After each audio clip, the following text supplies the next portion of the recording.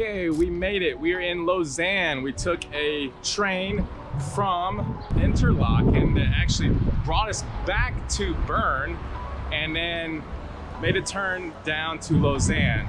Quickly found out that the languages changed. Some of the architecture changed. It went from German to, or I think it was German to French. Definitely know French because I spoke French, or studied rather, in high school. Although I forgot most of it. Here it is a beautiful 70-degree Fahrenheit sunny day, and we're walking to the cathedral in the downtown area.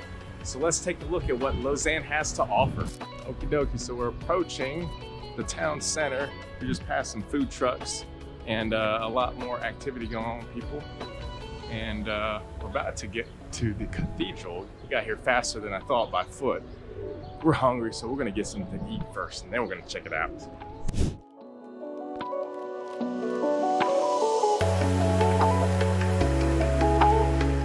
Okay, so day 4 on our trip to Switzerland, this time in the city of Lausanne. Day 1 was in Zurich, followed by Bern, then Interlaken, and so this is the last day that was on our trip, and I must say, it was a different vibe.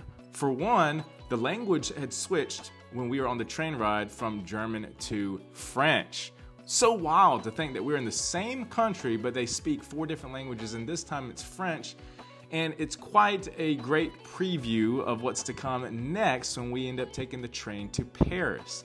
So anyway, here on our last day of our trip to Switzerland, and so one of the reasons why we picked Lausanne as one of our destinations is because my wife really wanted to see the International Olympic Committee, at least the building from the outside, and if we could get in on the inside. Unfortunately, that day we could not get access to it, but the fact is she wanted to check it out because she used to work for different Olympic organizations in the past, such as Pyeongchang Winter Olympics in 2018.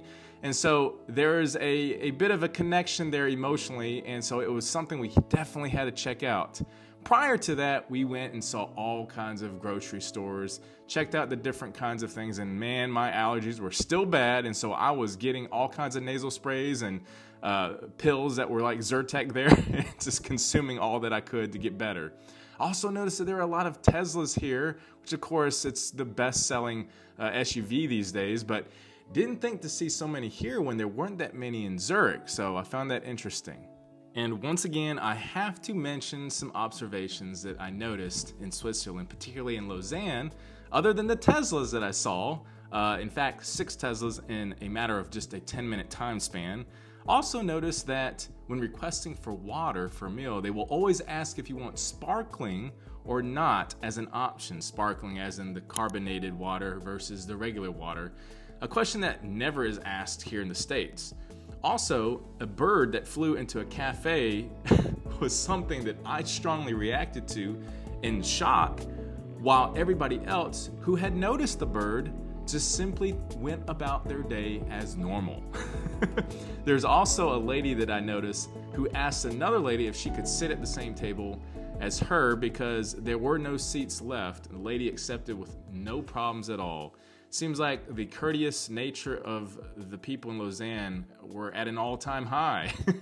I just thought it was very interesting to see people were considerate of one another. Another thing that I noticed was that a lot of the people in Lausanne had tattoos, more so than the other cities that we had visited in Switzerland, particularly with females.